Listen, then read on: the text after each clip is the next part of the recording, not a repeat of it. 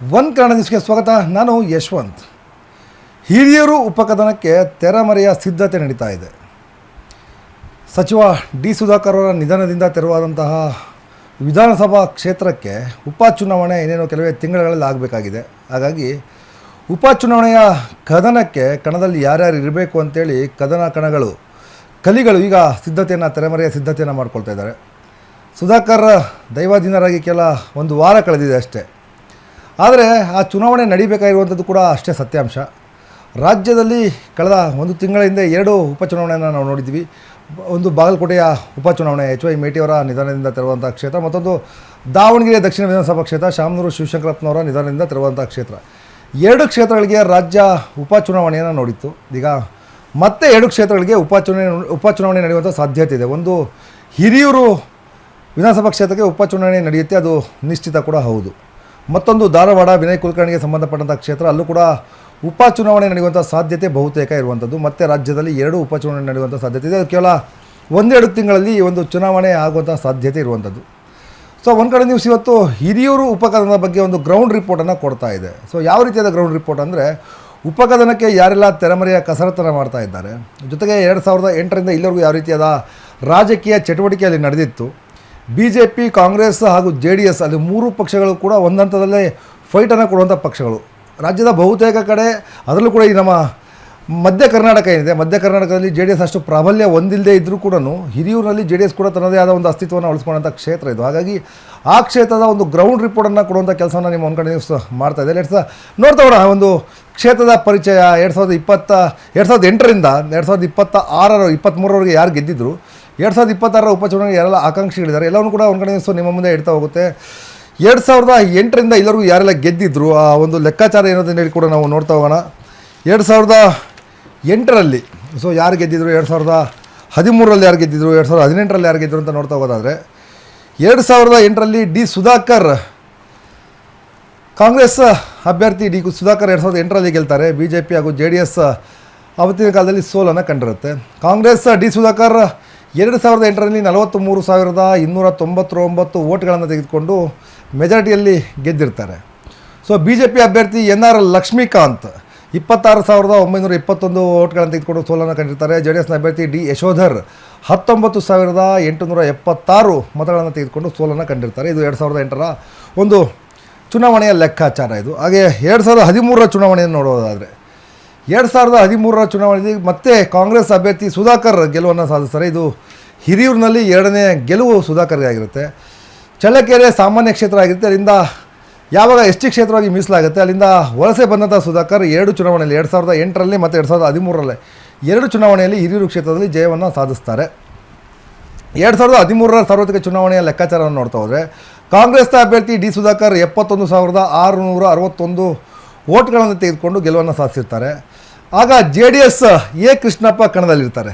So JDSನ A Krishnappa 70,456 ಮತಗಳನ್ನು ತೆಗೆದುಕೊಂಡಿರ್ತಾರೆ. ಕೇವಲ 1,205 ಮತಗಳ ಅಂತರದಲ್ಲಿ JDSನ ಎ ಕೃಷ್ಣಪ್ಪ ಸೋತಿರ್ತಾರೆ.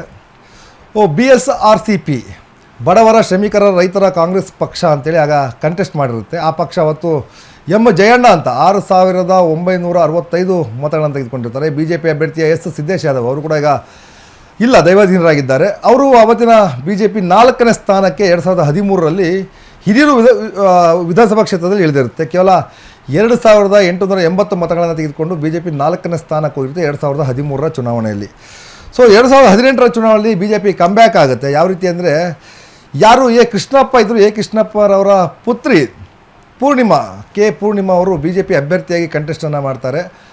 ಸೊ ಆಗ 2018ರ ಚುನಾವಣೆಯಲ್ಲಿ BJP ಕಮ್ಬ್ಯಾಕ್ ಆಗುತ್ತೆ, ಅಧಿಕಾರಕ್ಕೆ ಬರುತ್ತೆ. 2018ರಲ್ಲಿ BJP ಅಭ್ಯರ್ಥಿ ಪೂರ್ಣಿಮಾ ಸ್ಪರ್ಧೆಯನ್ನು ಮಾಡಿ 77,733 ಮತಗಳನ್ನು ತೆಗೆದುಕೊಂಡು ಭರ್ಜರಿಯಾಗಿ ಗೆಲುವನ್ನು ಸಾಧಿಸಿರ್ತಾರೆ. ಆಗ 2018ರಲ್ಲಿ BJP ಅಧಿಕಾರಕ್ಕೆ ಬರುತ್ತೆ ಹಿರಿಯೂರು ವಿಧಾನಸಭಾ ಕ್ಷೇತ್ರದಲ್ಲಿ.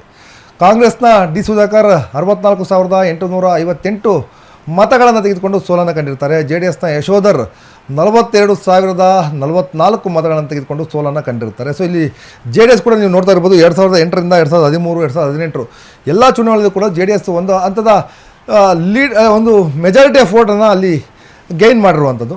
ಸೊ ಇದು 2018ರ ಚುನಾವಣೆಯಲ್ಲಿ ಪೂರ್ಣಿಮಾ ಶ್ರೀನಿವಾಸ್ ಗೆಲುವನ್ನು ಸಾಧಿಸಿದ್ದು. ಹಾಗಾದರೆ 2023ರ ಚುನಾವಣೆಯಲ್ಲಿ ಮತ್ತೆ ಏನಾಗಿತ್ತು? 2023 ಚುನಾವಣೆಯಲ್ಲಿ ಸುಧಾಕರ್ ಗೆಲುವನ್ನು ಸಾಧಿಸ್ತಾರೆ. ಹತ್ತತ್ರ 30,000 ಲೀಡಲ್ಲಿ ಸುಧಾಕರ್ ಗೆಲುವನ್ನು ಸಾಧಿಸುವಂಥದ್ದು. 2023 ಚುನಾವಣೆಯಲ್ಲಿ ಕಾಂಗ್ರೆಸ್ನ ಅಭ್ಯರ್ಥಿ ಡಿ ಸುಧಾಕರ್ 97,050 ಮತಗಳನ್ನು ತೆಗೆದುಕೊಂಡು ಗೆಲುವನ್ನು ಸಾಧಿಸ್ತಾರೆ.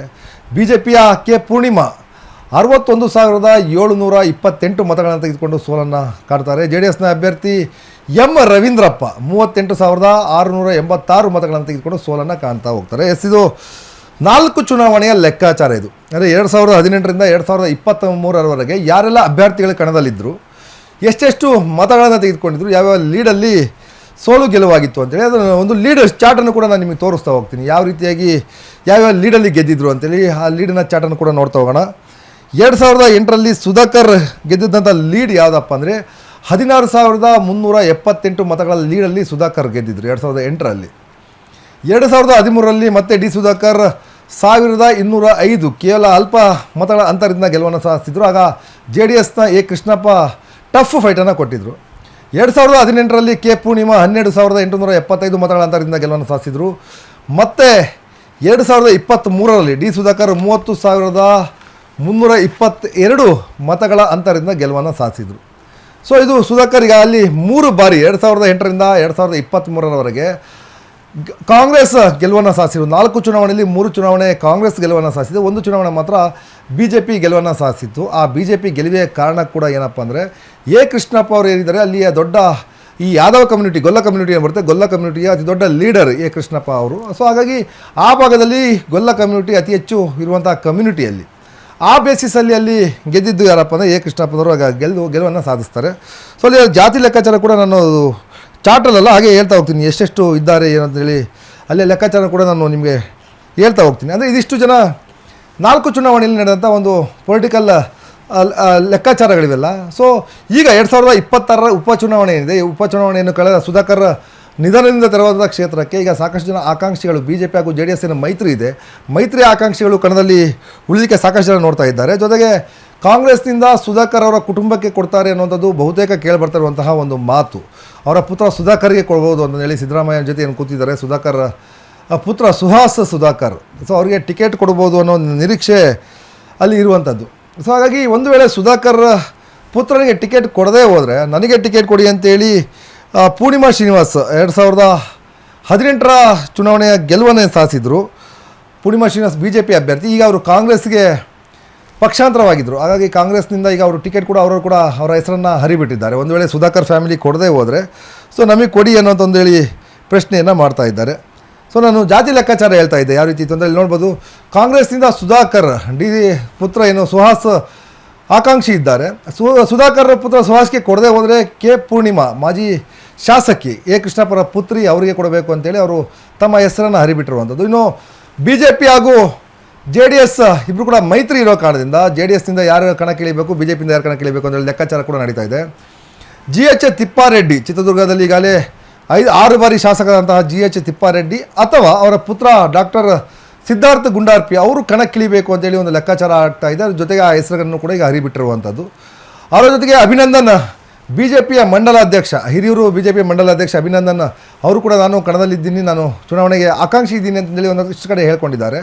ಜೊತೆಗೆ NR ಲಕ್ಷ್ಮೀಕಾಂತ್ BJPಯ ಮುಖಂಡರು, ಹಿಂದೆ ಸ್ಪರ್ಧೆ ಮಾಡಿ ಸೋತಂಥವ್ರು, 2013ರಲ್ಲಿ ಸ್ಪರ್ಧೆ ಮಾಡಿ ಸೋತಂಥವರು, ಪರಾಜಿತ ಅಭ್ಯರ್ಥಿ. ಎಂ ರವೀಂದ್ರಪ್ಪ JDS ಮುಖಂಡರು 2023ರ ಚುನಾವಣೆಯಲ್ಲಿ ಏನೊಂದು 30-35 ಸಾವಿರ ಓಟನ್ನು ತೆಗೆದುಕೊಂಡಿದ್ರು. ಅವರು JDS ಅಭ್ಯರ್ಥಿ, ಅವರು ಕೂಡ ಆಕಾಂಕ್ಷಿಯಾಗಿದ್ದಾರೆ. ಇನ್ನೊಂದಷ್ಟು ಜನ ಆಕಾಂಕ್ಷಿಗಳ ಪಟ್ಟಿ ಕೂಡ ಇದೆ. ಬಹುತೇಕ ಬಹಳಷ್ಟು ಜನ ನನಗೆ ಟಿಕೆಟನ್ನು ಕೊಡಿ, ಈ ಬಾರಿ ಚುನಾವಣೆಯಲ್ಲಿ ನಾನು ಸ್ಪರ್ಧೆ ಮಾಡ್ತೀನಿ ಅಂತೇಳಿ BJP ಹಾಗೂ ಕಾಂಗ್ರೆಸ್ ನಡುವೆ ಒಂದಷ್ಟು ಫೈಟ್ ನಡೀತಾ ಇದೆ. ಇದರಲ್ಲಿ BJP ಹಾಗೂ JDS ಏನು ಮೈತ್ರಿ ಅಭ್ಯರ್ಥಿಗಳಿದ್ದಾರೆ, ಯಾರು ಯಾವ ಪಕ್ಷದಿಂದ B ಫಾರ್ಮನ್ನು ತಂದು ಚುನಾವಣೆಗೆ ಇಳಿಬೇಕು ಅನ್ನೋದು ಲೆಕ್ಕಾಚಾರ ನಡೀತಾ ಇದೆ. ಸೊ ನಮಗಿರುವಂಥ ಮಾಹಿತಿಯ ಪ್ರಕಾರ BJPಯಿಂದ ಕಣಕ್ಕೆ GH ತಿಪ್ಪಾರೆಡ್ಡಿ ಹಾಗೂ ಅವರ ಪುತ್ರ ಡಾಕ್ಟರ್ ಸಿದ್ಧಾರ್ಥ ಗುಂಡಾರ್ಪಿ BJPಯಿಂದ ಕಣಕ್ಕಿಳಿಬೇಕು ಅಥವಾ JDS ಬ್ಯಾನರಿಂದ ಕಣಕ್ಕಿಳಿಬೇಕು ಅನ್ನೋ ಲೆಕ್ಕಾಚಾರ ಕೂಡ ನಡೀತಾ ಇದೆ. ಯಾಕಂದರೆ BJP ಹಾಗೂ JDS ನಡುವೆ ರಾಜ್ಯದಲ್ಲಿ ಮೈತ್ರಿ ಇರೋ ಕಾರಣದಿಂದ ಯಾವ ಅಭ್ಯರ್ಥಿಯನ್ನು ಕಣಕ್ಕಿಳಿಸಬೇಕು, ಯಾವ ಪಕ್ಷದಿಂದ B ಫಾರ್ಮನ್ನು ಕೊಡಬೇಕು ಅನ್ನೋ ಲೆಕ್ಕಾಚಾರ ಕೂಡ ಈಗಾಗಲೇ ನಡೀತಾ ಇದೆ. ಸೊ GH ತಿಪ್ಪಾರೆಡ್ಡಿ ಅವರ ಪುತ್ರ JDSನಿಂದ ಇಳಿಬೇಕು ಅಥವಾ BJPಯಿಂದ ಇಳಿಬೇಕು ಅನ್ನೋ ಲೆಕ್ಕಾಚಾರ ನಡೀತಾ ಇದೆ. ಜೊತೆಗೆ ಇನ್ನೊಂದಷ್ಟು ಜನ ಏನು JDSನ ಆಕಾಂಕ್ಷಿಗಳಿದ್ದಾರೆ, ರವೀಂದ್ರಪ್ಪ ಆಗಿರ್ಬೋದು, ಬೇರೆ ಬೇರೆ ಆಕಾಂಕ್ಷಿಗಳಿದ್ದಾರೆ, ಅವರು ಕೂಡ ಕಣಕ್ಕಿಳಿಯೋ ಲೆಕ್ಕಾಚಾರದಲ್ಲಿದ್ದಾರೆ. ಯಾಕಂದರೆ ಅಲ್ಲಿ JDS ನಾನು ಈಗಾಗಲೇ 4 ಚುನಾವಣೆ ಲೆಕ್ಕಾಚಾರ ಹೇಳ್ತಾ ಹೋಗ್ತಾ ಇದ್ದೆ. JDS 19,000, 20,000, 40,000 ಓಟ್ಗಳನ್ನು ತೆಗೆದುಕೊಂಡಿರುವಂಥದ್ದು. ಅಂದರೆ ಅಲ್ಲಿ ಥರ್ಡ್ ಪ್ಲೇಸಲ್ಲಿ ಜೆ ಡಿ ಎಸ್ ಇರುವಂಥದ್ದು.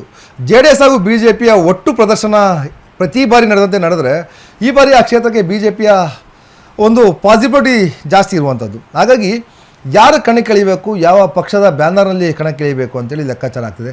ಸೊ ದಾವಣಗೆರೆಯಲ್ಲಿ ಕೂಡ ಅದೇ ರೀತಿಯ ಲೆಕ್ಕಾಚಾರ ಆಗಿತ್ತು. ದಕ್ಷಿಣ ಕ್ಷೇತ್ರದಲ್ಲಿ ಶ್ರೀನಿವಾಸ ದಾಸ್ ಕರಿಯಪ್ಪನವರನ್ನು ಜೆ ಡಿ ಎಸ್ ಬ್ಯಾನರಿಂದ ಕಣಕ್ಕಿಳಿಸಿದರೆ ಒಂದಷ್ಟು ಅಲ್ಪಸಂಖ್ಯಾತ ಮತಗಳನ್ನು ತೆಗೆದುಕೊಳ್ಬೋದು ಅನ್ನೋ ಲೆಕ್ಕಾಚಾರ ಒಂದಷ್ಟು ರಾಜಕೀಯ ಹಿರಿಯರು ವಿಶ್ಲೇಷಣೆಯನ್ನು ಮಾಡಿದರು. ಸೊ ಅದೆಷ್ಟು ಮಟ್ಟಿಗೆ ಪಾಸಿಬಿಲಿಟೀಸ್ ಇದೆ ಗೊತ್ತಿರಲಿಲ್ಲ ಅದು. ಆದರೆ ಹಿರಿಯೂರು ವಿಚಾರಕ್ಕೆ ಬಂದಂಥ ಸಂದರ್ಭದಲ್ಲಿ ಹಿರಿಯೂರಿನಲ್ಲಿ ಜೆ ಡಿ ಎಸ್ 2008 ಅಲ್ಲ, ಅದರಿಂದ ಹಿಂದೆಯಿಂದ ಕೂಡ ಜೆ ಡಿ ಎಸ್ ತನ್ನ ಪ್ರಾಬಲ್ಯವನ್ನು ಹಿರಿಯೂರು ಕ್ಷೇತ್ರದಲ್ಲಿ ಉಳಿಸ್ಕೊಂಡು ಬಂದಿದೆ. ಹಾಗಾಗಿ ಈ ಬಾರಿ ಅಲ್ಲಿ ಜೆ ಡಿ ಎಸ್ ಅಭ್ಯರ್ಥಿಗೆ ಟಿಕೆಟನ್ನು ಕೊಟ್ಟು ಕಣಕ್ಕಿಳಿಸಬೇಕು ಅಥವಾ ಬಿ ಜೆ ಪಿ ಅಭ್ಯರ್ಥಿಯನ್ನು ಜೆ ಡಿ ಎಸ್ ಬ್ಯಾನರ್ ಅಡಿ ಕಣಕ್ಕಿಳಿಸಬೇಕು ಅನ್ನೋ ಲೆಕ್ಕಾಚಾರ ರಾಜಕೀಯ ವಲಯದಲ್ಲಿ ನಡೀತಾ ಇರುವಂಥದ್ದು. ಅದರಲ್ಲೂ ಕೂಡ ಬಿ ಜೆ ಪಿ ಮತ್ತು ಜೆ ಡಿ ಎಸ್ನ ಹೈಕಮಾಂಡ್ ಏನಿದೆ ಆ ಇಬ್ಬರು ಕೂಡ ಚರ್ಚೆಯನ್ನು ಮಾಡ್ತಾ ಇದ್ದಾರೆ. ಇದ್ರ ನಡುವೆ ಅನಿರೀಕ್ಷಿತ ಒಂದು ಹೆಸರು ನಿಖಿಲ್ ಕುಮಾರಸ್ವಾಮಿ ಹೆಸರು ಕೂಡ ಬರ್ತಾ ಇದೆ. ನಿಖಿಲ್ ಕುಮಾರಸ್ವಾಮಿ ಅವ್ರನ್ನ ಅಲ್ಲಿ ಕಣಕ್ಕಿಳಿಸಬೇಕು ಅಂತ ಒಂದಷ್ಟು ಲೆಕ್ಕಾಚಾರ ಆಗ್ತಿದೆ. ಅದೆಷ್ಟು ಮಟ್ಟಿಗೆ ಪಾಸಿಬಿಲಿಟಿ ಗೊತ್ತಿಲ್ಲ ಅದು. ಯಾಕಂದರೆ ನಿಖಿಲ್ ಕುಮಾರಸ್ವಾಮಿ ಆ ಕ್ಷೇತ್ರನ ಆ ಕಡೆ ಮಂಡ್ಯ ಮೈಸೂರು ಆ ಭಾಗವನ್ನು ಬಿಟ್ಟು ಈ ಮಧ್ಯ ಕರ್ನಾಟಕಕ್ಕೆ ಬಂದು ಚುನಾವಣೆ ಸ್ಪರ್ಧಿಸ್ತಾರಾ, ಇಲ್ಲಿರುವಂಥವ್ರು ಬಿ ಜೆ ಪಿಯವರು ಬಿಟ್ಕೊಡ್ತಾರಾ ಗೊತ್ತಿಲ್ಲ. 2028ರ ಚುನಾವಣೆಯಲ್ಲೂ ಕೂಡ ಇದೇ ಬಿ ಜೆ ಪಿ ಹಾಗೂ ಜೆ ಡಿ ಎಸ್ನ ಮೈತ್ರಿ ಮುಂದುವರೆದಿದ್ದೆ. ಆದರೆ ಚಿತ್ರದುರ್ಗದ 2 ಕ್ಷೇತ್ರಗಳನ್ನು ಚಳ್ಳಕೆರೆ ಹಾಗೂ ಹಿರಿಯೂರು ಕ್ಷೇತ್ರವನ್ನು ಜೆ ಡಿ ಎಸ್ಗೆ ಬಿಟ್ಟುಕೊಡುವಂಥ ಸಾಧ್ಯತೆ ಬಹುತೇಕ ಇದೆ. ಅದೇ ಕಾರಣಕ್ಕೋಸ್ಕರ ಈ ಬಾರಿ ನಡೆಯುವಂಥ ಚುನಾವಣೆಯಲ್ಲಿ ಜೆ ಡಿ ಎಸ್ಗೆ ಬಿಟ್ಕೊಡ್ತಾರಾ ಅಥವಾ ಬಿ ಜೆ ಪಿನ ಇಟ್ಕೊಳ್ತಾರಾ ಅನ್ನೋದು ಹೇಳಿ ಲೆಕ್ಕಾಚಾರ ನಡೀತಾ ಇದೆ. ಬಿ ಜೆ ಪಿಯ ಮಾಜಿ ಶಾಸಕ ಜಿ ಎಚ್ ತಿಪ್ಪಾರೆಡ್ಡಿ ಸೊ ಒಂದು ವೇಳೆ ಜೆ ಡಿ ಎಸ್ ಬ್ಯಾನರ್ನಿಂದ ಇಳಿದಿದ್ದೆ ಆದರೆ ಸೊ ಜೆ ಡಿ ಎಸ್ ಕೂಡ ಅಲ್ಲಿ ಸಪೋರ್ಟ್ ಮಾಡಿದೆ, ಜೊತೆಗೆ ಬಿ ಜೆ ಪಿ ಕೂಡ ಸಪೋರ್ಟ್ ಮಾಡಿದೆ ಅನ್ನೋ ಲೆಕ್ಕಾಚಾರದಲ್ಲಿ ನಡೀತಾ ಇದೆ. ಆಗಲೇ ಹಿರಿಯೂರಲ್ಲಿ ಅವ್ರಿಗೆ ಒಂದಷ್ಟು ಪ್ರಾಬಲ್ಯ ಕೂಡ, ಅಲ್ಲಿಯ ಪರಿಚಯ ಕೂಡ ಹೈಮಂಗಲ ಹೋಬಳಿ ಆಗಿರ್ಬೋದು, ಜವಗೊಂಡನಹಳ್ಳಿ ಹೋಬಳಿ ಆಗಿರ್ಬೋದು, ಧರ್ಮಪುರ ಹೋಬಳಿ ಆಗಿರ್ಬೋದು, ಹಿರಿಯೂರು ಕಸಬಾ ಹೋಬಳಿ ಆಗಿರ್ಬೋದು, ಈ 4 ಹೋಬಳಿ ಬರುತ್ತೆ. 4 ಹೋಬಳಿಯಲ್ಲಿ ಒಂದಷ್ಟು ಚಿರಪರಿಚಿತರು ಜಿ ಎಚ್ ತಿಪ್ಪಾರೆಡ್ಡಿ. ಹಾಗಾಗಿ ಅವರು ಕೂಡ ನಾನು ಟ್ರೈ ಮಾಡ್ತೀನಿ ಅನ್ನೋ ಒಂದು ಮಾತನ್ನು ಅವರು ಕೂಡ ಅವರ ಸ್ನೇಹಿತರ ವಲಯದಲ್ಲಿ ಹೇಳ್ತಾ ಇದ್ದಾರೆ. ತಿಪ್ಪಾರೆಡ್ಡಿ ಅಥವಾ ಅವರ ಮಗನನ್ನು ಲಾಂಚ್ ಮಾಡಲಿಕ್ಕೆ, ಪೊಲಿಟಿಕಲಿ ಲಾಂಚ್ ಮಾಡಲಿಕ್ಕೆ ಡಾಕ್ಟರ್ ಸಿದ್ಧಾರ್ಥ ಗುಂಡಾರ್ಪಿಯನ್ನು ನಿಲ್ಲಿಸ್ಬೋದು. ಜೊತೆಗೆ ಅಭಿನಂದನ್, ನಾನು ಹೇಳ್ತಾ ಇದ್ದೆ, ಅಭಿನಂದನ್ ಆಗಿರ್ಬೋದು ಅಥವಾ ಎನ್ ಆರ್ ಲಕ್ಷ್ಮೀಕಾಂತ್ ಆಗಿರ್ಬೋದು, ಸಾಕಷ್ಟು ಜನ ಫೈಟ್ ಮಾಡಲಿಕ್ಕೆ ಪ್ರಯತ್ನವನ್ನು ಮಾಡ್ತಿದ್ದಾರೆ ಟಿಕೆಟನ್ನು ತರಲಿಕ್ಕೆ. ಸೊ ಇನ್ನೇನು ಕೆಲವೇ 1-2 ತಿಂಗಳು ಅಥವಾ 3 ತಿಂಗಳೊಳಗೆ ಹಿರಿಯೂರು ವಿಧಾನಸಭಾ ಕ್ಷೇತ್ರದ ಉಪಚುನಾವಣೆ ನಡೆಯುತ್ತೆ. ಆ ಉಪಚುನಾವಣೆಗೆ ಈಗಲೇ ಅಭ್ಯರ್ಥಿಗಳು ತೆರೆಮರೆಯ ಕಸರತ್ತನ್ನು ಮಾಡ್ತಾ ಇದ್ದಾರೆ. ನಾನು ಹೇಳಿದೆ ಯಾವ 4 ಚುನಾವಣೆಯಲ್ಲಿ ಕಾಂಗ್ರೆಸ್ ಗೆದ್ದಿದೆ ಅಂತೇಳಿ. ಮೊನ್ನೆ ನಡೆದಂಥ 2 ಉಪಚುನಾವಣೆ ಇದೆ, ಬಾಗಲಕೋಟೆ ಹಾಗೂ ದಾವಣಗೆರೆ ದಕ್ಷಿಣ ವಿಧಾನಸಭಾ ಕ್ಷೇತ್ರದ ಉಪಚುನಾವಣೆಯಲ್ಲಿ ಕಾಂಗ್ರೆಸ್ ಗೆದ್ದು ಬೀಗಿದೆ. ದಾವಣಗೆರೆಯಲ್ಲಿ ಬಿ ಜೆ ಪಿ ಗೆಲ್ತಾರೆ ಅಂತೇಳಿ ಬಹುತೇಕ ಅಂದ್ಕೊಂಡಿದ್ರು, ಆದರೆ ಕಾಂಗ್ರೆಸ್ ಗೆದ್ದು ಬೀಗಿತು. ಬಾಗಲಕೋಟೆಯಲ್ಲಿ ಕಾಂಗ್ರೆಸ್ ನಿರೀಕ್ಷೆಯಂತೆ ಗೆದ್ದಿದೆ ಬಾಗಲಕೋಟೆಯಲ್ಲಿ. ಸೊ ಉಪಚುನಾವಣೆಯಲ್ಲಿ ಕಾಂಗ್ರೆಸ್ ಸಾಕಷ್ಟು ವರ್ಕನ್ನು ಮಾಡುತ್ತೆ. ಯಾಕಂದರೆ ಅವ್ರದ್ದೇ ಪಾರ್ಟಿ ರಾಜ್ಯದಲ್ಲಿ ಅಧಿಕಾರದಲ್ಲಿರೋ ಕಾರಣದಿಂದ ಅವರು ಎಲ್ಲ ಒಂದು ಎಫರ್ಟನ್ನು ಹಾಕಲಿಕ್ಕೆ ಸಾಧ್ಯ ಆಗುತ್ತೆ. ಹಾಗಾಗಿ ಈಗ ನೆಕ್ಸ್ಟು 2026ರ ಮತ್ತೊಂದು ಉಪಚುನಾವಣೆಯನ್ನು ಧಾರವಾಡ ಹಾಗೂ ಹಿರಿಯೂರು ಕ್ಷೇತ್ರದಲ್ಲಿ ನಡೆಯೋ ಸಾಧ್ಯತೆ ಇದೆ. ಆ ಚುನಾವಣೆಯಲ್ಲಿ ಯಾವ ಪಕ್ಷದಿಂದ ಯಾವ ಅಭ್ಯರ್ಥಿಗಳು ಕಣಕ್ಕಿಳಿತಾರೆ, ಯಾರು ಯಾವ ಪಕ್ಷದಿಂದ ಟಿಕೆಟ್ ತೆಗೆದುಕೊಂಡು ಬರ್ತಾರೆ, ಮತದಾರರು ಯಾರಿಗೆ ಸಪೋರ್ಟನ್ನು ಮಾಡ್ತಾರೆ, ಅದೆಲ್ಲವೂ ಕೂಡ ನೋಡ್ತಾ ಹೋಗೋಣ. ಇದು ಬೇಸಿಕ್ ಒಂದು ಮಾಹಿತಿಯನ್ನು ಕೊಟ್ಟಿದ್ದು, ಒಂದು ಕಡೆ ಒಂದು ಬೇಸಿಕ್ ಮಾಹಿತಿಯನ್ನು ಕೊಟ್ಟಿದ್ದು. ಚುನಾವಣೆಗೆ ಏನು ತೆರೆಮರೆಯ ಕದನ ನಡೀತಾ ಇದೆ, ತೆರೆಮರೆಯ ಕಸರತ್ತು ನಡೀತಿದೆ, ಅದ್ರ ಬಗ್ಗೆ ಒಂದು ಕಡೆ ಮಾಹಿತಿಯನ್ನು ಕೊಟ್ಟಿದೆ. ನೆಕ್ಸ್ಟ್ ನಾನು ಜಾತಿವಾರು ಕೂಡ ಹೇಳ್ತಾ ಹೋಗ್ತೀನಿ, ಯಾವ್ಯಾವ ಜಾತಿವಾರು ಎಷ್ಟಿದ್ದಾರೆ ಅಂತೇಳಿ ನಾನು ಹೇಳ್ತಾ ಇದ್ದಾಗಲೇ. ಸುಮಾರು ಪರಿಶಿಷ್ಟ ಜಾತಿಯ ಮತಗಳು ಒಂದು 60,000 SC ST ಮತಗಳಿರುವಂಥದ್ದು. ಯಾದವನ ಮತಗಳು ಒಂದು 55ರಿಂದ 60,000 ಮತಗಳು. ಒಕ್ಕಲಿಗ ಮತಗಳು 50,000 ಒಕ್ಕಲಿಗ ಸಮುದಾಯದ ಮತಗಳು. ಹಾಗಾಗಿ ಅಲ್ಲಿ ಜೆ ಡಿ ಎಸ್ ಬೆಲ್ಟ್ ಅಂತ ಹೇಳ್ತೀವಿ. ಆ ಜೆ ಡಿ ಎಸ್ ಬೆಲ್ಟ್ ಯಾಕೆ ಅಂತಂದರೆ ಅಲ್ಲಿ ಒಕ್ಕಲಿಗ ಮತಗಳು ಒಂದು 50,000 ಇದ್ದಾವೆ ಅಂತೇಳಿ. ತಮಿಳಿಯನ್ಸ್ ಏನು ತಮಿಳುನಾಡಿಂದ ಬಂದು ಇಲ್ಲಿ ವಾಸವನ್ನು ಮಾಡಿದಂಥ ತಮಿಳಿಯನ್ಸ್ ಏನಿದ್ದಾರೆ ಒಂದು 15,000 ಮತದಾರರು. ಲಿಂಗಾಯತರು ಒಂದು 10,000, ಕುರುಬ ಮತಗಳು ಒಂದು 6ರಿಂದ 7,000, ಮುಸ್ಲಿಮ್ಸ್ ಒಂದು 15,000 ಮತಗಳು, ಪರಿಶಿಷ್ಟ ಪಂಗಡ ಒಂದು 18,000 ಮತ, ಉಪ್ಪಾರು ಒಂದು 6,000, ಇತರ ಜಾತಿ ಒಂದು 15,000. ಈ ರೀತಿಯಾದ ಲೆಕ್ಕಾಚಾರ. ಇದು 2018ರ ಜಾತಿಯ ಲೆಕ್ಕಾಚಾರ ಇದು. ಸೊ ಈಗ 2026ರ ಜಾತಿಯ ಲೆಕ್ಕಾಚಾರ ಒಂದಷ್ಟು ವೇರಿಯೇಷನ್ ಆಗಿರುತ್ತೆ. ಯಾವ್ಯಾವ ಜಾತಿಯ ಲೆಕ್ಕಾಚಾರಗಳು ಏನು ಅಂತೇಳಿ ನಾನು ನೆಕ್ಸ್ಟ್ ಮುಂದಿನ ಎಪಿಸೋಡ್ನಲ್ಲಿ ಯಾವ ರೀತಿಯ ಜಾತಿ ಲೆಕ್ಕಾಚಾರ ಇದೆ, ಯಾರಿಗೆ ಟಿಕೆಟ್ ಕೊಟ್ಟರೆ ಯಾರಿಗೆ ಪ್ಲಸ್ ಆಗುತ್ತೆ, ಅಲ್ಲಿಯ ಕ್ಷೇತ್ರದ ಮತದಾರರು ಯಾರನ್ನು ನಿರೀಕ್ಷೆ ಮಾಡ್ತಾರೆ, ಎಲ್ಲವನ್ನು ಕೂಡ ನಾನು ತೋರಿಸ್ತಾ ಹೋಗ್ತೀವಿ. ಇದು ಹಿರಿಯೂರು ಉಪಕಥನದ ಒಂದು ಹೈಲೈಟ್ ಆಗಿತ್ತು, ಅಲ್ಲಿಯ ಪೊಲಿಟಿಕಲ್ ಗ್ರೌಂಡ್ ರಿಪೋರ್ಟ್ ಆಗಿತ್ತು. ಮತ್ತೊಂದು ರಿಪೋರ್ಟ್ ಜೊತೆ ನಾನು ನಿಮ್ಮನ್ನು ಭೇಟಿಯಾಗ್ತೀನಿ. ಎಲ್ಲರಿಗೂ ನೋಡ್ತಾ ಇರಿ ಒನ್ ಕನ್ನಡ ನ್ಯೂಸ್.